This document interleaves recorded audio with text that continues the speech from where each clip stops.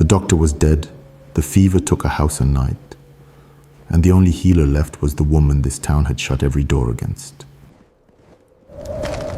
3 months ago, I'm the man who shut this door in your face. It's open now, though, and the lamp's still burning.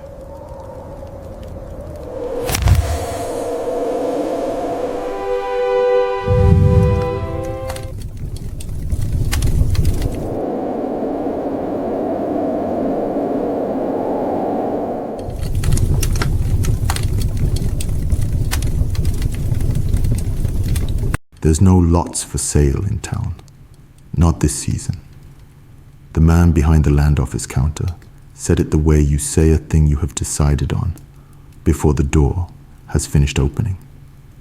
Pleasant, final, not quite lifting his eyes from the ledger. His name was Harlan Pruitt. He kept the store and a good deal of the town's paper besides, and he had the answer ready before the young couple were well in the door. Gideon Freeman stood with his hat in his 2 big hands, a blacksmith who had learned to keep himself quiet where his size might be counted against him. Beside him, his wife asked, level, whether there might be a lot on the south end then, or a strip toward the creek. Any lot at all. They had the money for it, honest and counted. Not this season, Pruitt said again, and turned a page. And that was the whole of it. No voice was raised, no word spoken that a man could carry to the sheriff or the preacher. The door swung shut behind them, soft as a breath, the little bell above it giving one bright, innocent ring. And the 2 of them stood in the wide Kansas light, turned away by a town that had not once raised its voice to do it. That soft closing. Remember the sound of it. Ash Creek would make it many times before the snow, never once out loud. Their names were Gideon and Dinah Freeman. They were born in Tennessee, free people, and the South they left in the spring of 1879 had found new and lawful ways to make an old cruelty last. It is enough that in that year a great many went west, thousands upon thousands, whole families with everything they owned tied to a wagon. Following a word passed hand to hand, that in Kansas a man might buy his own ground and stand on it. They had come to that word now, and been told to come back in a season everyone in the room knew would never arrive. Gideon put his hat back on. Dinah looked once without heat down the dusty street. Then they went to see about the only ground the town would let them have. They had crossed half a country to get there, a river on a groaning ferry, then the cars, west and west, until the land went flat and treeless, and the sky was most of the world. Behind them in the freight car rode all they owned, a blacksmith's anvil, black and heavy as a sin, that had taken 2 men and a plank to load, a bellows, a bundle of tongs and hammers, and one thing Dinah would not let ride in the baggage, a small, worn wooden box, no bigger than a Bible box, that traveled the whole way on her knees. In it were the dried bundles and corked bottles of the plain, healing her grandmother had put into her hands in the South, an anvil, and an herb box. It was not much to build a life on. It would turn out to be exactly enough. Ash Creek was 2 years old, and wore its youth like new lumber, which is what it was mostly made of. The railroad had set it down for no reason but that a train must stop somewhere for water. One street of green plank buildings with tall false fronts, a store and a land office, and a livery, a depot, a little clapboard church with a bell. At the edge, the ground ran down to a shallow creek, and past that, the prairie ran on to the end of the sky. Here is the strange thing. Every soul in Ash Creek was newly come, 2 years most of them, some far less. There was not a family on that street whose roots went deeper than a fence post. It was a town of strangers, everyone lately arrived and still catching his breath from the arriving. And it was that town of all towns that looked at the newest family to reach it and decided there was no room. They asked after other lots. Of course they did. You do not cross a country and give up at the first closed door. Dinah asked about the empty ground behind the livery and was told it was spoken for. Gideon asked about the weed lot at the north end that plainly belonged to no one and was told it was not for sale. A corner, a strip, a half lot. Every time the answer came back the same, in different mouths now. No lots. Not this season. Spoken for. No one ever gave a reason. The answers came out smooth and matched. Town-wide. The way a tune comes matched, when everyone has been humming it a while. There was nothing to fight, no word to carry anywhere. Only the same soft closing everywhere they turned. So they stopped asking the town and turned to the only ground left in the world that no one had bothered to forbid them. They still had to buy their flour, and so they went, as everyone went, to Pruitt's. The first time Dinah stepped through that door, the store was full of talk, women at the dry goods, men by the stove. Then she was through, and inside, 3 heartbeats the talk thinned and stilled and went out like a lamp, until the loudest thing in the room was the scrape of her own boot on the board floor. No one looked at her. Not a glare, not a word. Only backs, and the sudden fascination of every soul with the goods on the nearest shelf. The coins went down on the counter and were counted and taken. The flour and salt and thread were wrapped, correct to the ounce, by a clerk who never once met her eyes. She carried it out into the light, and behind her the talk came up again like water, closing over a dropped stone. They would take her money. The story wants that noted, because it matters later. They would always take her money. They simply would not take her hand. So the Freemans built at the edge, because the edge was all the town would spare them. Past the town line, where the ground fell to the creek, there was a patch of nobody's ground that nobody had forbidden because nobody had wanted it. Gideon paced it off, drove a stake, and began to build. Plank and sod and plank, a low rough shanty of 1 room, its back to the north wind, its 1 small window facing the town it stood outside of. It was poor even by the standard of a green new town. But it was theirs in every way but the paper, and at night, with the fire low and the prairie huge and quiet around them, Dinah could sit in the doorway and feel a thing she had not felt in Tennessee. That no one on earth was over her. It was a small enough thing to have crossed a country for. It was also most of what she had come to find. Beside the shanty, Gideon raised his forge, and that was the day the ground began to feel like a place they lived. He built it the way his hands knew, a low hearth of stone and creek clay under an open lean-to, a leather bellows, the black anvil on a sawed timber stump. On the 3rd evening he set the first coal in the hearth and worked the bellows, and the coals took and went from black to red to a deep breathing orange, and the whole dim lean-to filled with a warm and living light. Dinah came and stood in it with him. A forge fire is an old kind of light, older than lamps, older than towns.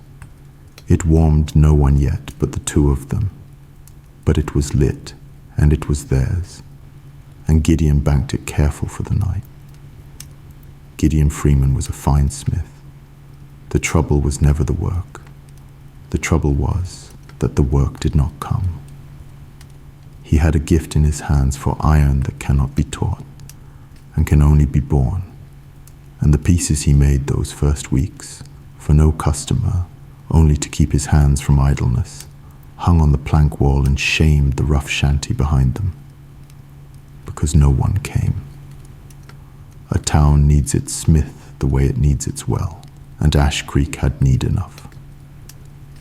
But the wagons rolled the long way round, to the next town's forge rather than down the track to Gideon's, and the anvil cooled between the few small jobs a poor family could make for itself. He would look at the good clean work no hand but his had touched, and say nothing. But Dinah could read the set of his shoulders. She had married a man whose hands moved faster than his words, and she knew when the hands had nothing to do. It was on such an evening that Dinah opened the herb box and told him a thing her grandmother had told her, and set, though neither of them knew it that night, the whole rest of this story turning. She was sorting the dried bundles by lamplight, and she fell to talking, low, about the old woman who had put this knowledge into her, a healer and a granny midwife in the south, who went out in all weathers to sick folk who could pay her nothing, black and white alike, the deserving and the no account, and never once at the door asked which they were. I asked her about that once, Dinah said, why she'd sit up all night with folk that wouldn't cross the road for her. She looked at me like I'd asked why water's wet. She said, "Child, we don't doctor the deserving, we doctor the sick." Gideon was quiet a moment, then asked how such folk found her, folk too proud or too far, or too ashamed to come knocking. That was the lamp, Dinah said. Back home, the ones that couldn't ask, hadn't the words, or the pride wouldn't let them, they'd hang a lamp in the window after dark, and leave it burning. That was the whole of the asking. Grandmother would see it from the road, and grandmother would come. She set the bundle down. No word had to pass. A lamp in the window meant come. And she came. The little tale sat in the room a long while after Dinah had finished telling it, the way some words do, waiting to be needed. There was one man in Ash Creek who did not close the soft door.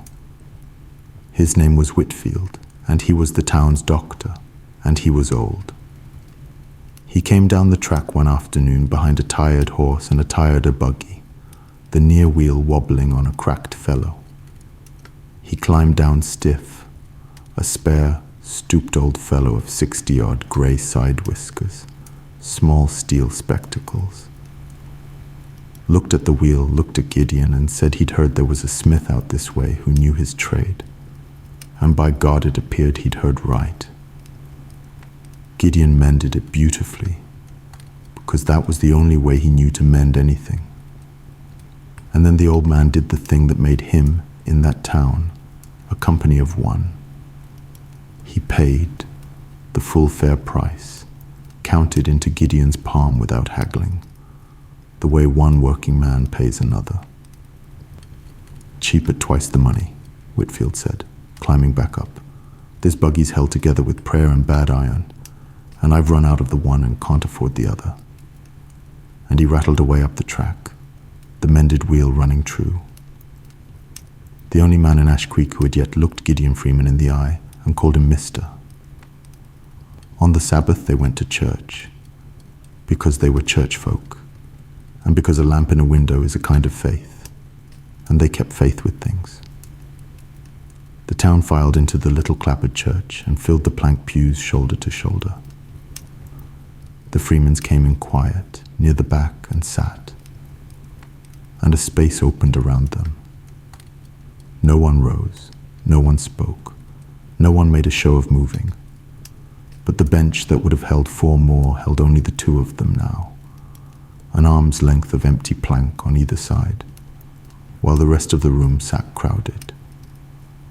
Dinah kept her eyes forward and sang the hymn she had known since she was a girl. There are two ways to be told you're not wanted, and the loud way is by far the kinder. The quiet way, the soft closing door, the widening seat, leaves you nothing to push against. You can only sit in it and sing, and let the town do as the town will. Summer wore toward fall, and the freemans did the plain, slow work of people meaning to last a winter. They had no field, only the edge and the creek and the forge, so they laid by, the way the landless lay by. Dinah put up what the creek bottom gave, wild plums in a crock, greens salted in a jar. Gideon stacked a wall of firewood against the north side, higher than his head, because he had heard what a plains winter could do, and did not mean to be caught short. It was not much of a laying by, but it was honest, and it was theirs. And of an evening they would sit in the door, with the forge banked low, and feel the quiet contentment of people who have made, out of very little, a thing that will hold. The old doctor came back, as he had promised, and it was Dinah in the end that he came to see. One evening, waiting on a weld, he caught sight of the herb box open on the table, and crossed to it the way a hound crosses to a scent, turning the little bottles to the light. Boneset, willow, pennyroyal. He named them off, half to himself, then looked up with a sharp old curiosity that had nothing careful in it. Who taught you these? And Dinah, who had learned to give the town nothing of herself, found she was telling this tired old man about her grandmother. The willow bark for a fever, the boneset for the deep ache of it. The thing you did with your hands and your voice when there was nothing left in the box to do. Whitfield listened the whole way through, only measuring what he heard against 40 years of his own hard practice and finding it sound. There's doctors in Boston, he said at last, with a wall of diplomas, no less that's worth knowing than what's in this box. It was the first time in Ash Creek that anyone had asked Dinah Freeman what she knew, and then believed the answer. Doc Whitfield could not make the town bring its work to Gideon, but he was an old man who knew his town, and knew where its wall was thinnest. There was a widower past the church with a broken plough point, and no love of the long road to the next smith, and the doctor, dropping by the way a doctor drops by, let it fall in passing that the man at the creek forge did work you'd not believe, cheap and quick, and no one need make a to-do of it.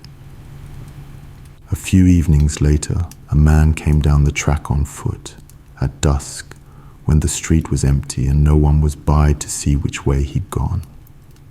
He said little, set the broken point on the anvil, named the trouble, asked the price, and stood back in the shadow while the forge came up. A townsman of Ash Creek stood in that light, where no one could see him, and let a freeman mend his plough. It was done in the dark and never spoken of by day, but the wall had a crack in it now, and cracks in the end are how the water gets in. The grass went from green to gold to grey, and the light came earlier in the evenings. Gideon swung the axe in the cool, bright afternoons, and the firewood wall grew and grew. Dinah walked the creek bottom for the last of what it would give, her shawl pulled close now, against a wind with an edge in it. Geese went over, high up, in long, ragged strings, their calling coming down thin and lonesome across all that emptied grass. Neither of them had wintered on the high plains. They had heard what it was. They did not yet know it. And there is a long difference between the two. Then one morning the world had turned white at the edges. It was only frost that first time. a hard silver frost that furred the grass and rimed the plank wall and stood in feathers on the one small window. Dinah woke to the cold of it, blew the fire to life, and set the little brass lamp in the window while she worked, the way she always did against the dark of an early morning, a steady amber flame behind faintly sooted glass. It was habit, nothing more, but the frost had cooled the whole earth-brown world to the color of ash and slate overnight, and against all that new cold blue, the little flame burned suddenly warm and gold, and alone. Dinah paused, her hands in the fire's heat, and looked at it a moment longer than the task called for. The world was changing color, and what was coming in behind the gold was cold and blue and enormous, lit, where it was lit at all, by nothing but small flames held up against the dark. The first snow came 3 nights later, and it came the way it comes to the high plains. Not gently. It came on a wind out of the north, and it did not drift down so much as drive, level and hissing, out of a sky the color of a slate roof. By full dark, the shanty was an island, in a howling grey nothing. Gideon barred the door and brought the wood in close, and the two of them listened to the wind, lay its shoulder against the walls they had chinked with their own hands, and hold and hold. By morning it had blown itself out. They opened the door onto a country made new, everything white and smoothed and silenced under a foot of snow, the sky above it a hard, scoured blue. It was beautiful. It was also the beginning of the season they had been warned about and never seen.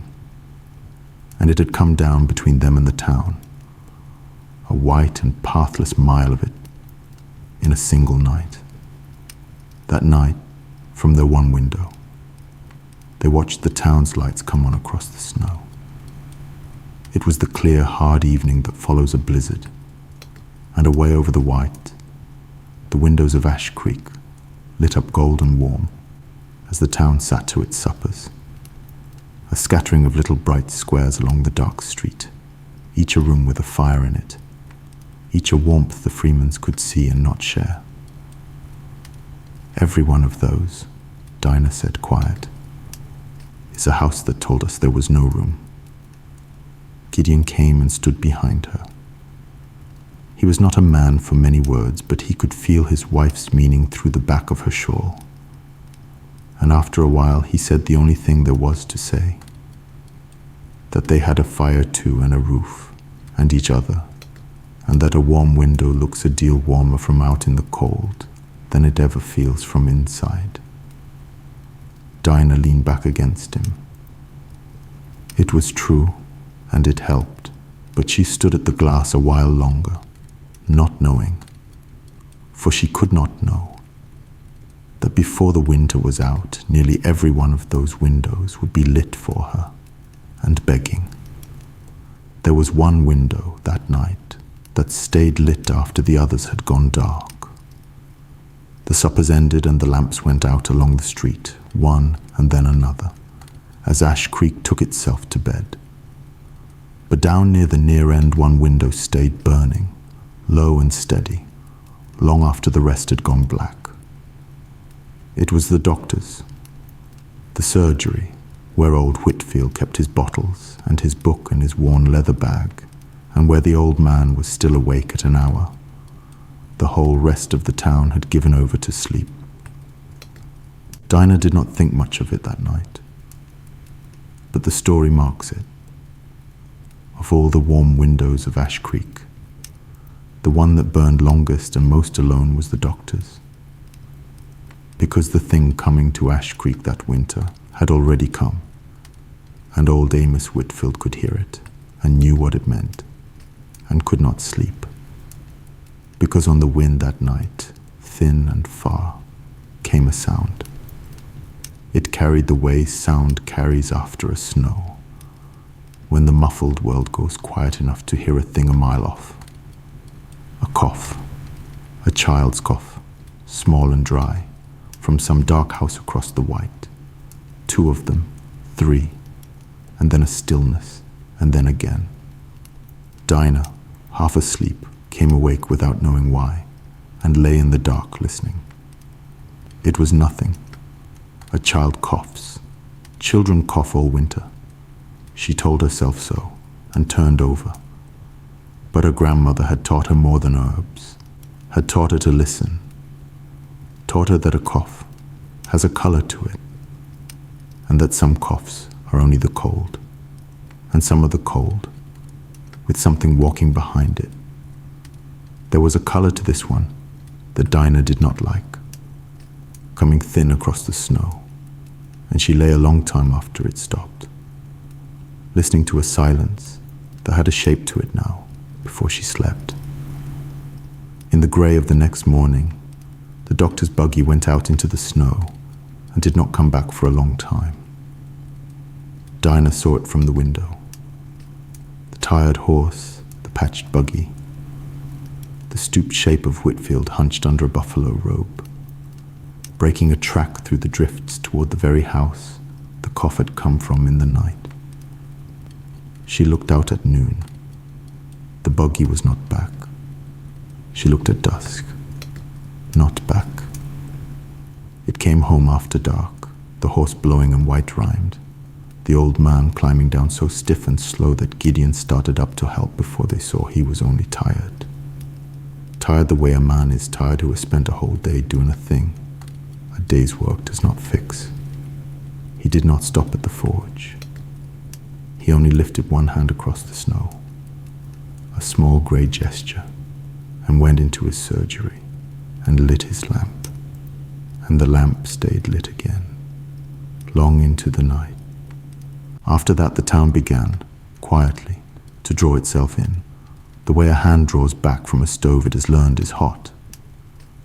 Nothing was announced. That was not Ash Creek's way. But the small signs came, one by one, and Dinah, given nothing to do by that town but watch it, had the eyes to read them. The children stopped being about in the street. The one-room school by the church went dark of a weekday morning, its door boarded over with a single nailed plank. Folk that did go out went quick, heads down, and did not stop on the walk to talk the way plains folk will stop, and talk against, all cold. A hush came over Ash Creek, a listening kind of hush, though no one said the word.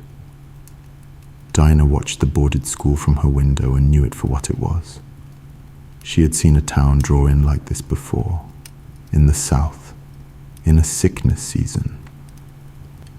And she knew, with the herb box on the table behind her, that a thing was loose in Ash Creek, now that did not care which families the town had let in, and which it had shut out. That would go, in the end, to every door on the street, and knock, and not take no. Late one night that week, the doctor came down to the forge, and he did not come for the buggy. He came on foot, through the cold, without a reason he would name. And Dinah, letting him in, saw at once that the old man was worn to a shadow of the sharp and curious fellow of the summer. He would not say much, and all the while his eyes kept going again and again across the room to the herb box on the table, resting there, going away, coming back, the way a man's eyes go to a thing he is turning over and has not yet decided to say. At last he got up to go. At the door he stopped, looked back at the box one more time, and seemed on the point of speaking. Dinah waited, but whatever it was, he folded it back up and kept it, and only said, in a voice gone quiet and old, that she was to keep that box handy this winter. Handy and full. Then he went out into the dark, toward his own long-lit window, and Dinah knew he had come the whole cold way down to the creek to say a thing, and had gone home again without saying it. And so the first part of this story ends with Dinah Freeman at her window, late, looking out across the snow at the town that had shut its doors.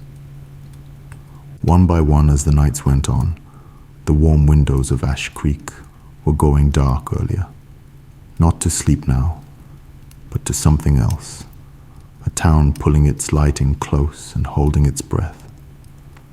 And across all that cold and darkening white, one window still burned, low and steady and alone, later than any other, the way it had burned every night since the first snow. The doctor's, the single last light in Ash Creek, an old man sitting up against a thing he could feel coming and could not, by himself, hold back. Dinah stood at her glass in the dark and watched that one far light burn, the herb box on the table at her back, and her grandmother's voice somewhere down under her heart. She did not yet know what the winter meant to ask of her, but she felt the size of the thing gathering out there over the snow, and she stood a long time at the window before she turned at last, and banked the fire, and went to her bed to wait for what was coming. School's shut. Doc says, keep the children in. Don't let them run house to house. The words came down the cold main street on a grey morning, one neighbor to another across the frozen ruts, and they carried the way. Things carry in a town gone quiet with fear. There was no need to say what the school was shut against. It had come in the dark of the shortest nights, with a cough and a hot forehead, and a child put early to bed. And by the time a town names a thing like that out loud, it is already in half the houses on the street. They called it the fever, because that was the honest first name of it, and because the longer names frightened people worse. It did not care whose door it knocked on, the big house and the poor house, the churchgoer and the sinner, the families 10 years in Ash Creek, and the families that had just come. And the town, so careful all summer about which doors it would open and to whom, drew its shutters and learned that there is a caller you cannot turn away on the strength of who you are. You could read the winter now, in the windows of Ash Creek, but you had to know how. By day, the houses stood with their shutters closed. Though the sun was up, closed against the cold, folk would have said, but the summer nights had been as cold and the shutters had stood open then. By night, a house here and there showed a low light in an upstairs window that burned late and did not move, the still, all-night light of a room where someone sits up with someone else. Dinah learned to count them from her glass. 2 the first week, then 4, then more than she cared to count. She was on the outside of it, as she had been on the outside of everything in Ash Creek. She could see the shut houses and the low late lights and guess what went on behind each one. The wet cloths, the watched breathing, the long grey hours before dawn when a fever climbs. But she could not go. No one had asked her. No one in Ash Creek would. So she stood at her window with a whole box full of knowing behind her, and could do nothing but watch. The one who could go went, day and night, until there was hardly anything left of him to go with. Old Doc Whitfield drove his rounds that first stretch of winter, the way a man bails a boat taking water faster than he can throw it out. His buggy was out at all hours, cutting its 2 thin lines from shut house to shut house. The old man grown so gaunt that Gideon, watching him pass, said quietly that no man his age had any business keeping those hours, and no town any business letting him. But the town had one doctor, and the doctor had a whole street of sick rooms, and the arithmetic of that was as pitiless as the cold. He could be in one house at a time. There were more houses than there were hours. And the thing he was fighting did not tire at all. The first time the church bell rang that winter, it did not ring for service. It rang slow. It came across the snow in the middle of a grey afternoon. One stroke and a long wait, and another, the spaced and heavy toll a town keeps for one purpose only, that every soul who hears it understands without being told. Dinah stopped with her hands still in the work, and counted the strokes as they came. And Gideon came in from the forge and stood beside her, and neither said anything, while the bell tolled out its count over the buried town. The story will not take you into that house. It has no right to and no need. It is enough to know that the bell rang slow over Ash Creek that afternoon for the first time, and that it was not the last, and that Dinah Freeman heard each stroke of it fall a mile away, and knew what it meant, and could not have been let through the door of the house it tolled for if she had run the whole way there through the snow. And then, on a night near the turn of the year, the last light in Ash Creek that the town was counting on began to fail. It happened in the surgery, alone, the way the hardest things happen. The old doctor had come in from a long day's rounds, so worn he could barely get the door shut. And he had lit his lamp, and meant to sit only for a moment. And the moment had taken him. No one saw it. But the story knows the shape of that room, well enough to tell you what it left to be found. A worn leather bag, set down by the door and not put away. A chair pushed back. And on the floor where it had slipped from a tired old hand, the doctor's listening tube, the horn of it pointing at nothing. And on the table above, the lamp burned on, but its flame had begun to gutter and lean in some draught from the cold floor, the way a light does when the hand that trimmed it can no longer reach the wick. The last light of Ash Creek was guttering, and the town, behind its shut doors, did not yet know it. They got Whitfield to a bed. Gideon carried him, the old man weighing next to nothing. And it was Dinah who sat with him through the night, because there was no one else in Ash Creek who would, and because a healer does not ask a dying man which he is before she sits down at his side. She knew the look on him. She had nursed her own grandmother out of the world by the same lamplight, and she knew there was no herb in the box, and no word in her mouth that would call this old man back. There was only the sitting, and the cool cloth, and the not being alone. Near the end, in the low hour, his eyes came clear a moment and found her, and he moved one hand toward the worn leather bag on the chair beside the bed. The bag of 40 years' rounds, the whole of what he was. Take it. He got out, his voice almost nothing. This town doesn't know it yet, but it's got a doctor. His hand found the strap and pressed it toward hers, and would not let go until her fingers had closed on it.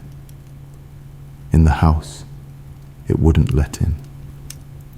Dinah took the bag. She held it, and held the old man's hand around it, and gave him back the one thing she had that was worth the giving. "I'll go where the sick are," she said, low and steady, so he would hear it clear and carry it with him. "We don't doctor the deserving. We doctor the sick." The old man's face eased. Whatever he had been carrying since the night he came to the forge and could not say it, he had set it down now into the one pair of hands in the county that could take it up. And a little after that, quiet, without any struggle, he went. The clock in the surgery ran down that night, with no one to keep it, and it stopped, and no hand set it going again. That is how Ash Creek learned, in the grey of the next morning, that its doctor was gone, by a dark surgery window that had burned every night all winter. A stopped clock behind the glass, with its hands halted at some small hour, and the buggy standing unhitched with a skin of new snow on the seat. And then the bell again, slow, ringing this time for the man who had answered it so many times for others. Behind the shut doors, the sick went on being sick just the same, and now there was no buggy that would come. Dinah heard the bell from the creek, standing in the door with the old worn bag in her two hands. She had closed the doctor's eyes an hour before. She let the bell ring itself out, and looked down at the bag, and then out across the snow, at all those shut and darkened houses, full of a sickness that no longer had anyone in the world to send against it. And she stood there a long, still moment on the edge of the largest thing she had ever been asked to do. Up in the town that day there was a silence of a new kind, standing in the cold street like a fifth season. The men gathered by the store, the way men gather when a thing has happened too big to meet alone, and did not say the thing every one of them had come there not saying. There was no doctor. There was sickness in half the houses and more coming, and every man in that circle knew there was a woman a mile off with a box of healing and a dead man's bag who had nursed folk out of fevers before, and not one of them said her name. It stood in the middle of the circle the whole time, in plain sight, and the men looked at their boots and not at one another. And after a while, having said nothing, they went back to their own. The story need not tell you what was in those men. It need only tell you what they did, which was nothing, and what they said, which was no name at all. Down at the creek a woman was making up her mind, and that we are allowed to see, for she is the heart of this story. Dinah set the doctor's bag on the table beside her grandmother's herb box, and opened them both, and looked from the one to the other, the polished old instruments, and the little corked bottles, the town's medicine and her people's, and saw, the way you see a thing you have always half known, that they were not two things but one, and that both had been coming down to this same table, on this same night, to be picked up by these same hands. No one had asked her. No one was going to. She turned that over honestly. They had shut every door in her face since spring, taken her money and never her hand. And the first house on that street that opened to her would open only because it had run clean out of every other choice. She knew all that. She waited. And then she took her grandmother's voice up, out of wherever she kept it. And it said the thing that settled the matter, and had never once needed the deserving, weighed at all. We don't doctor the deserving. We doctor the sick. She packed the herb box into the doctor's bag so the two would travel as one from that night on, and reached down her cloak from its peg. She would not go alone into that winter, and did not. What she carried in her hands, Gideon carried in his back, and the two of them turned their whole small homestead over to the work. The forge, the fire that had warmed no one all summer, but the two who owned it, became the one thing the sick rooms of Ash Creek could not do without. Its coals were the hottest fire for a mile, and on them now, a black kettle and an iron pot went on to steam, day and night, with Dinah's brews and boiled water, and the willow bark tea that broke a fever's back. And Gideon became the road. He knew the country between the creek and the last house on the street better than any man living, and put the wagon to it in all weathers, hauling wood to cold houses, carrying Dinah out to the far doors and back, bringing the worst off in, wrapped in blankets, to be nursed by the forge's warmth. Her hands and his back, the same partnership that had built the shanty, turned now to the town that had wanted no part of either, and it did not once occur to either of them to turn it the other way. And so, on a night of driving snow, Dinah took up the lamp and the bag and went out on her first round. And the story asks you to watch which way she turned. She could have turned anywhere. There was sickness in a dozen houses. But she had marked one low late window come lit across the snow and stay lit. A house sitting up all night with a sick child. And she knew whose house it was. She had learned that in the spring, on the day the soft door first closed. It was the house of the man who had shut it, Harlan Pruitt's house, the storekeeper, the quiet center of every no lots, not this season, that had ever come back to her across a counter. And behind its lit upstairs window, a boy of 7 named Tom lay sick with the fever, and no doctor left in the county to send. Dinah stood a moment in her own doorway with the snow driving past, and looked across the white at that one lit window. Of all the houses in Ash Creek she might go to first, the winter had set at the head of the line, the one that had shut its door in her face, before any other. She settled the bag on her arm, took up the lamp, and went. Not toward the easy door or the grateful one, but straight across the buried mile toward the hardest door in all of Kansas for her to knock upon. The lamp was burning in the Pruitt window when she came up out of the snow, and the man who opened the door was the man who had shut it. Harlan Pruitt stood in the light of his own doorway, with his sick son above him, and the snow driving down behind her. And he could not, for a moment, get his hand to the latch to hold the door wide. Dinah waited, the snow whitening her hood, the bag on her arm, and let him find the words. For some words a man must find for himself, or they are worth nothing. 3 months ago, Pruitt got out at last, low, not lifting his eyes to hers. I was the man who shut this door in your face. It's open now, though, Dinah said. She said it plain, without a blade in it, only the truth, set down between them like a coin on a counter. And the lamp's still burning. And that was all the reckoning there was time for, and all there needed to be. The man stood back.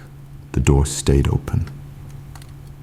Dinah Freeman lifted the doctor's bag over the threshold of the first house in Ash Creek that had ever closed itself against her, and stepped across out of the storm toward the child upstairs, who did not care in the least whose hands were coming, only that they were coming at last. Upstairs the room was warm and low and hushed, and Dinah did in it the plain quiet things her grandmother had taught her, which are most of what there is to do. The boy lay small under a quilt, flushed and worn and half dreaming, his light hair damp against the pillow. And she did not hurry and did not fuss, and let no sharp or frightened thing into the room. For she knew a sick room takes its weather from whoever keeps it, and she had come to keep it calm. She set the lamp low. She laid the back of her hand to the boy's hot forehead, and took the fever's measure, the way she took the measure of everything, patient and sure. She wrung a cloth in cool water and folded it across his brow. And by the door, his mother Nora watched with her 2 hands knotted in her apron, and did not say anything, because Dinah's stillness had told her, better than any words, to be still. Willow bark went on to steep. The cool cloth was turned and turned again, and Dinah sat down by the bed of Harlan Pruitt's son in the warm dark, and settled in for the long grey hours before dawn, when a fever either climbs or breaks. Toward morning, in the greyest and lowest hour, the thing turned, the way it does, when it turns at all, so quietly you could miss it if you were not the one who had sat up all night waiting for exactly this. The boy's breathing, quick and shallow and dry all the dark hours, began to come slower, deeper, easier. The high hot flush went out of his face by degrees, and left it only tired and pale and cool, and under Dinah's patient hand the fever loosened its hold, and let the child go down at last into a real sleep. The kind you do not come to, until the worst has passed. Dinah felt it go under her fingers, and let out a breath she seemed to have been holding for hours. She lowered the lamp's wick another turn, so the small room dimmed to a soft resting amber. By the door, Nora Pruitt looked at her sleeping son, and then at the woman who had come across the storm to sit with him, and she pressed both her hands flat to her mouth and made no sound. And she crossed the room in the low lamplight, and took Dinah's hand in both of hers, and held it. That was the first hand in Ash Creek that ever reached for Dinah Freeman's, and meant to keep it. If a healer crossing a storm to the one door that shut her out has taken hold of you, this might be a channel worth following. But stay with the winter a while first. It isn't done with any of us yet. The word of that night went out from the Pruitt house the way water gets under a wall, quietly and everywhere at once. By the second day, the whole shut street knew that the woman at the creek had sat up with Harlan Pruitt's boy and broke his fever before dawn. And the town, that had spent a summer teaching itself not to say her name, found itself needing to. But needing to say a thing and being able to say it are two different distances, and Ash Creek could not cross the second. There were houses now with sick children in them whose fathers had, scarcely a season back, turned the Freemans off their land and out of their pews. And a man like that cannot always bring himself to walk down to the creek in daylight and knock and ask.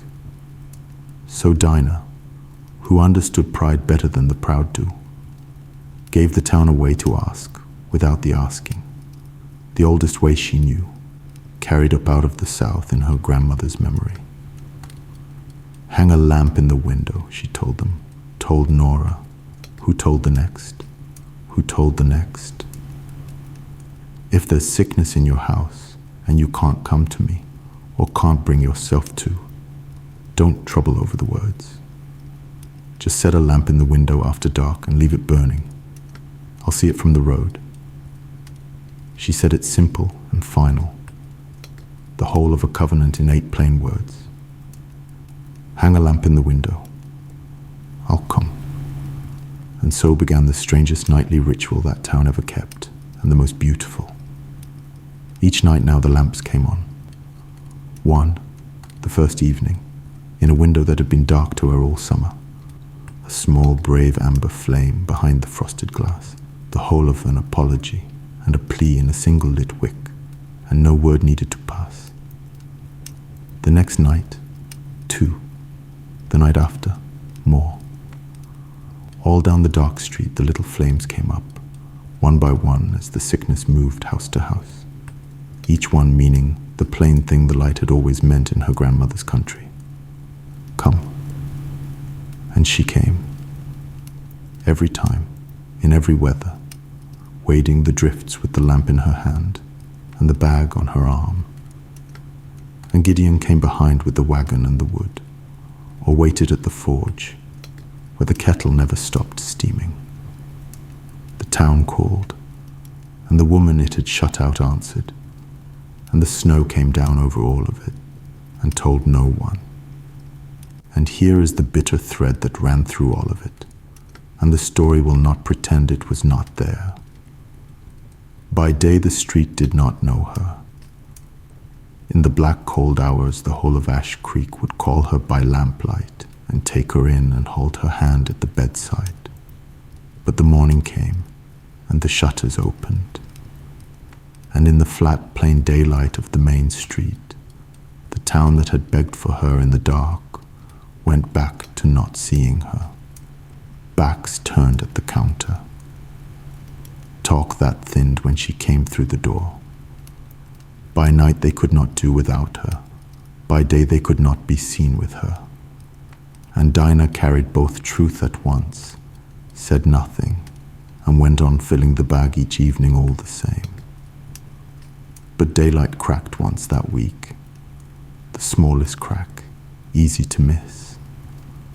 She was at the counter at Pruitt's in the bright morning, in the old silence, when Nora Pruitt came in with her basket. And Nora, in front of the whole quiet store in the daylight, stopped and looked at Dinah, full and clear, and lowered her head the smallest degree, a plain grave nod, the kind you give an equal you honor. She said no word. She did not need to. It was the first time in Ash Creek that anyone had let the night's knowing be seen by day. And then Nora went on with her shopping, and Dinah with hers. But the crack was there now. And cracks, as this story has said before, are how the water gets in. The winter deepened toward its blackest, and there came a night, the coldest of the whole hard season, when Dinah Freeman stopped in the middle of the buried street and looked up its length and saw a thing she would carry to the end of her days. The lamps were everywhere now. The fever had gone the length of the town, and on that bitterest night nearly every window in Ash Creek held a small burning flame.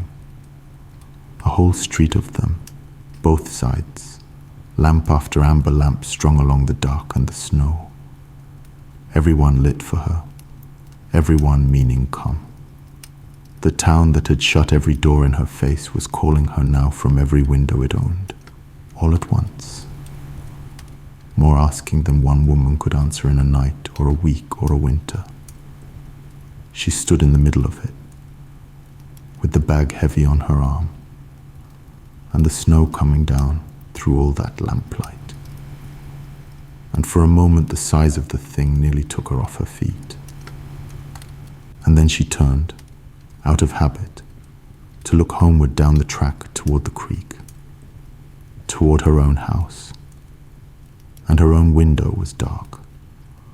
Of all the windows in the county that black night, the one at the creek, the one that had first burned a lamp, the one the whole custom had come from, showed no light at all, because the woman whose light it was stood a mile off in the snow, answering everyone else's, and there was no one left at home to hang a lamp for her. The Thaws come. Tonight the town means to reckon the winter. The word went round Ash Creek on a soft grey morning, one neighbour to the next, along a street that had begun at last to drip and run. And the word had a weight to it that the ordinary business of a town does not carry. To reckon the winter. It meant a gathering at the meeting hall after dark, the whole town, to count what the fever had cost, and to name the dead, and to give thanks that any of them had come through it all. But there was more folded into it this year than the usual reckoning, and everyone who passed the word felt the more without saying it, because you cannot reckon a winter honestly without reckoning who carried you through it. And the whole of Ash Creek knew, by now, in the private dark of every household, exactly whose hands those had been. For that was how the winter ended in the end. Not with a shout, but with lamps going dark. All through those last thawing days, the low, late lights had been going out of the windows one by one, the opposite now of how they had come. For a lamp put out is a fever broken, a child sitting up and asking for bread, a house that no longer needs the woman from the creek. Dinah watched them go the way she had watched them come. The great tide of need that had nearly swept her under was going out, house after house, night after night. And every dark window that had been lit a week before was a small, quiet victory no one would ever put in a ledger. A life that had leaned on her two hands through the black of the winter and could stand now on its own. Then on a morning when the eaves were running and the snow had gone grey and soft with the thaw, the last lamp of the winter went out, and it was over. Dinah put it out herself, the one in her own window that she had kept burning these last nights as a kind of watch, in case a final asking should come across the snow. None came. The last fever in Ash Creek had broken in the night, and so she leaned to the glass and trimmed the wick and blew the small flame out. And the thin blue morning came into the shanty, and the winter was done. She stood a moment with her hand still on the cold lamp, more tired than she had ever been in her life. A tiredness got down into the bone. That would be a season leaving. Gideon came and stood with her, as worn as she was, and neither said anything, because there was nothing that needed saying between two people who had just carried a whole town through a winter on their backs and come out the far side, still standing, together, in their own poor house, at the edge of everything. They had done it, and they were still there. That week Dinah went up into the town in daylight, to the doctor's surgery, and stood in it alone. It was as he had left it, the stopped clock, its hands halted at the small hour it had run down, the shelves of bottles, the cold stove, his hat on its peg by the door, where an old man's hand had hung it one last time and never taken it up again. She walked the small room slow, and understood that the bag she had carried all winter was hers now for good, not taken, but given, set into her hands in the dark by a dying man who had known, before the town knew, before she herself fully knew, exactly what she was. This town doesn't know it yet, but it has a doctor. She made the old man a plain promise that she kept the rest of her long life. Then she took his hat down from the peg, gentle to keep, and left the clock stopped at the hour he had gone. That night the whole of Ash Creek came in out of the thaw and packed the meeting hall, and the Freemans came too, and stood at the back, by the door. It was the biggest room the town had, and it was full, lamps lit all down its length, the air close with wet wool and wood smoke, and the breath of 100 people who had come through a hard thing and lived. Up front the preacher named the dead, one by one, slow, and the town lowered its head over each name. The Freemen stood through all of it at the back, a little apart, the way they had learned to stand apart in Ash Creek. Dinah with the doctor's bag still on her arm out of pure habit, Gideon quiet and huge beside her. They had not been asked up front, and had not expected to be. They had come the way they came to church, quietly at the edge, to keep faith whether the town made room for them or not. And then, when the thanks were done, and the preacher looked ready to close, a man stood up in the middle of the crowded hall, and the room changed. It was Harlan Pruitt. He rose slow and heavy, the way a man rises, who has been sitting a long time with a thing, and has finally decided he cannot sit with it any longer. The the storekeeper, the keeper of the paper, the quiet center of every closed door of the spring. And he did not say anything at first. He only stood. And the hall, seeing him stand, went still. A deep, spreading, held breath still, bench by bench, until the only sound in the whole packed room was the hiss of the lamps, and somewhere outside, the steady drip of the thaw off the eaves. Every face turned to him.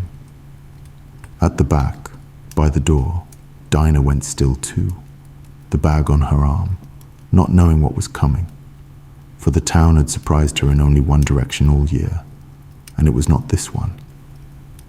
Then Harlan Pruitt said the thing, out loud, in front of the whole town, that the whole town had spent a winter not saying. "We've been telling ourselves all winter," he said, and his voice was not steady, but it carried, that this town had no doctor, that we lost Doc Whitfield and had nobody, and just had to bear it. He stopped. "That's a lie, and I'll not let it be the story we tell. This town had a doctor all winter long." He lifted one hand slow and turned, and it was toward the back of the hall that he turned it, toward the door, toward the woman standing there with the bag on her arm, and 100 faces turned with his hand and followed it to her. She's standing at the back of this room. She was there every night of the worst winter any of us has seen, in every house that would hang a lamp, and she was there in the house we would not sell a lot to, nor let sit in a full pew, nor call by name in daylight. She saved my own boy. She saved half your children while we kept our doors shut to her by day, and only opened them in the dark when we were afraid and needed her, and nobody was looking. The hall was frozen. Not a bench creaked. And then Harlan Pruitt did the thing no speech could have done. The thing this whole story had been walking toward, since the first soft closing door. He took off his hat. There in the middle of the hall, in front of every soul in Ash Creek, the man who had shut the first door took off his hat and held it against his chest, and lowered his head toward the woman at the back of the room. The plain old gesture a man makes before someone he has learned, too late and at a hard cost, to honor. And for a moment nothing happened. Then down the benches, a second man rose and took off his hat, and a third. All through the hall, slow, without a word said, the men of Ash Creek got to their feet and uncovered and stood bareheaded toward the door.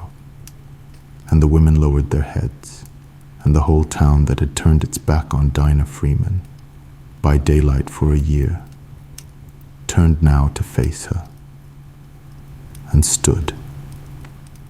Dinah stood in the midst of it, with the bag on her arm and Gideon beside her. And she did not weep, and she did not gloat, for she was made of neither of those things. She only looked back at the room full of bared heads, level and calm, the way she had looked at every door that ever closed on her. And someone near the front, a mother, a father, one of the ones she had sat up with, asked her, low, into the great silence, the only question the town had left, why? Why them? Why, after everything, had she come? "Because you were sick," Dinah said, and her voice went to every corner of that hall. "My grandmother taught me the whole of it, and it's shorter than this winter was. We don't doctor the deserving, we doctor the sick." She let that stand a moment. "You hung a lamp. I came. That's all it ever has to be. Now understand what did not happen next, because it is as much the point of this story as anything that did. No one was made to pay. There was no turning of the tables, no hour of the town on its knees, no shaming by name of the men who had run the Freemans off their land and out of their pews. No reckoning of that kind at all, though a lesser story would have wanted one. And though there were those in that hall who had earned one. the men who had shut the doors stood bareheaded, with their eyes lowered to the plank floor, and that was the whole of their penalty. And Dinah asked no more of them than that, and Gideon asked nothing at all. What Dinah Freeman had carried across the snow all winter was never a debt to be collected. It was only ever the plain thing her grandmother had handed down, and a plain thing does not turn at the end into a blade. The town stood in its shame, and she let it stand, and did not press it down. And that mercy was the last and hardest medicine she gave Ash Creek that year.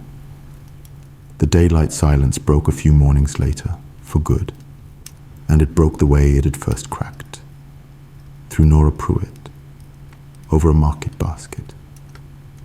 Dinah came into the store in the bright morning, into the old familiar quiet of turned backs and thinning talk. And Nora, at the counter, turned full around, in the daylight, in front of everyone, and said, clear and warm, across the whole listening room, "Good morning, Dinah." Her name, said out loud, by daylight, in the middle of Ash Creek, by a woman looking straight at her. It was the smallest thing, 4 plain words over a basket of eggs, and it was the wall coming down at last. The night's knowing led all the way out into the day. The store heard it, and after a moment, a second voice, an old farmer by the stove, said it too, gruff and low. "Morning, Mrs. Freeman." And once a thing like that is said in a small town, it cannot be unsaid, and the long silence of Ash Creek was over. That spring the corner lot was sold at last, the one inside the town line, the one they had asked for on the first day and been told softly was not for sale that season. It was for sale now. Harlan Pruitt himself walked the papers down to the creek and set them on the table by the herb box, with no speech made of it, only the plain business of a deed, at last, changing hands, the honest way it should have a year before. Gideon signed. Dinah signed beside him. The good corner ground on the main street where a smith ought to stand was theirs now, in the one way it had never been, on the paper, past any soft door's power to take back.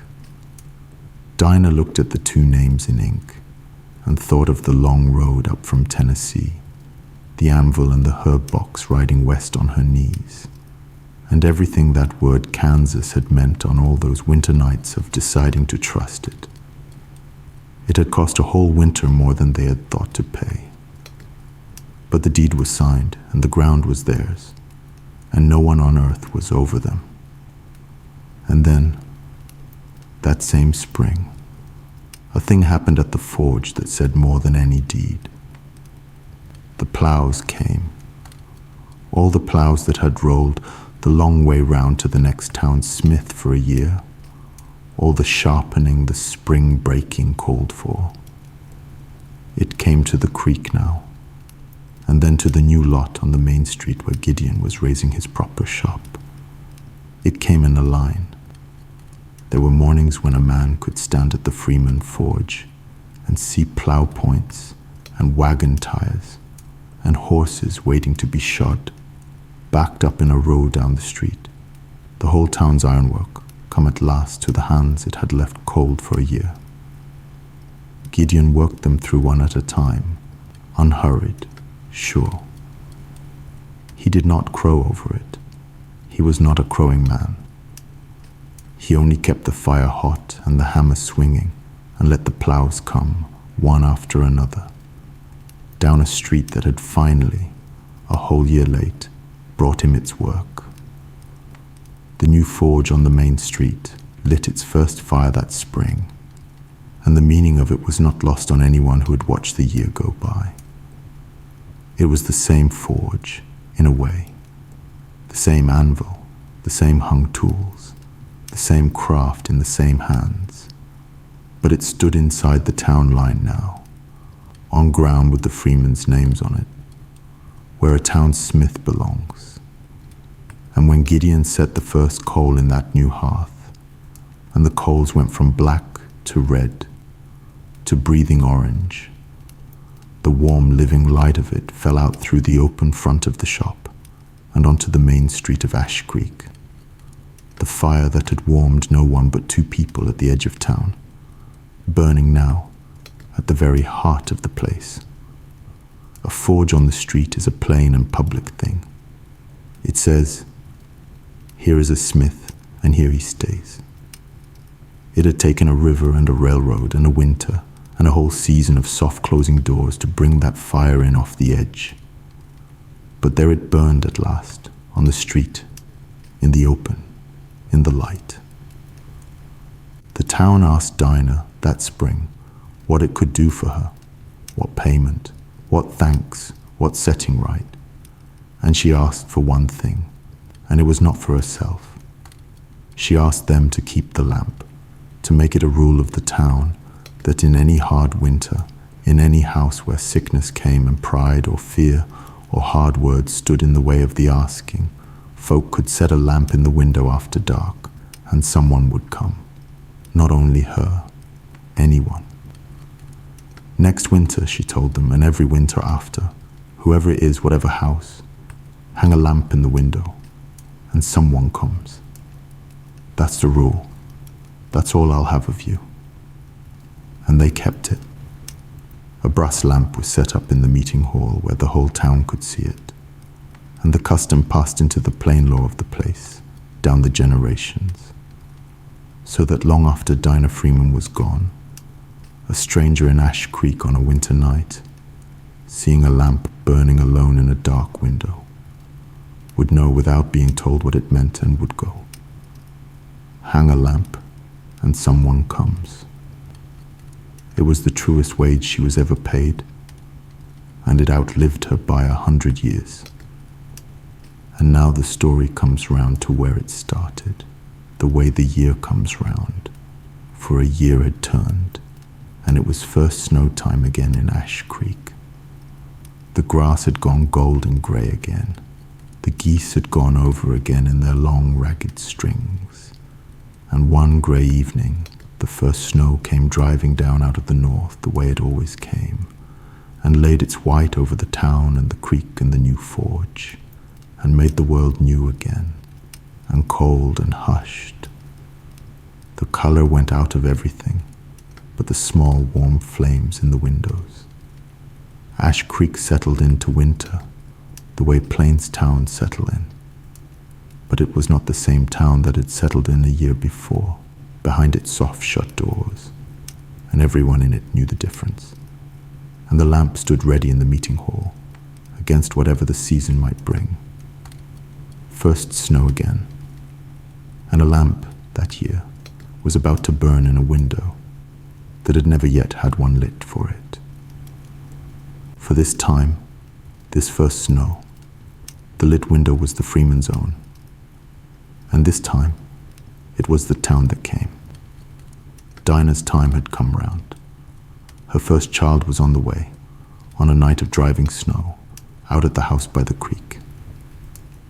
And Gideon, who had carried her out to 100 lit windows through the worst of the winter before, set a lamp in his own window now, and could do nothing else but keep the fire high and wait. For there are doors a smith cannot force, and roads his hands cannot mend. And the birth of his own child was one of them. He set the lamp in the glass, and out across the snow, from the town, they saw it. The one window in all of Ash Creek that had never once, in 2 hard years, hung out a light to ask for anything. And they came, out of the dark and the driving snow. They came down the track toward the creek, the women of Ash Creek with their own lamps swinging, breaking a track through the drifts the way Gideon had broken it for them a winter before. Nora Pruitt among them, and Harlan behind her with a lantern held high. And others, more than Dinah would have dreamed a year ago. their small lights strung across the white, and all of them moving the one way, toward the one lit window at the edge of town. The help went where the lamp was. It had learned, this town, at last, and for good, to follow a lamp through the snow.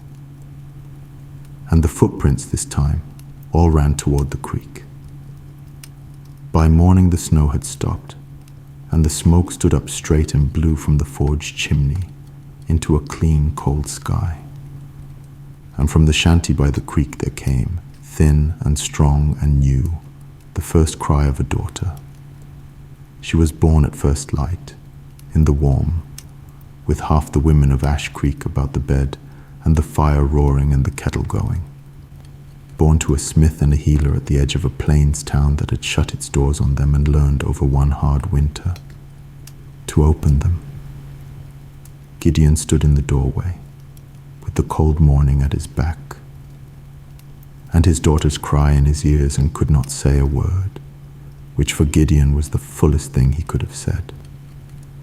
Dinah held the child, tireder and gladder than she had ever been, and thought, the way you think a whole life in a single quiet breath, of a grandmother in the south, and an herb box carried west on her knees, and a lamp in a window that meant come. And that is the end of it, or as near to an end as a true thing ever comes. Only look before we go at the last small picture the story leaves you. A window at the edge of a prairie town. Snow coming down soft past the glass in the new morning light. And on the sill, burning steady and gold and warm against all that cold white world, one small brass lamp lit and left in the window, the way you leave a light for whoever is still out there in the dark and cannot yet bring themselves to knock. A lamp in a window. It says the whole of it, and it says it without a word. This house does not turn anyone away. Hang a lamp, and someone comes.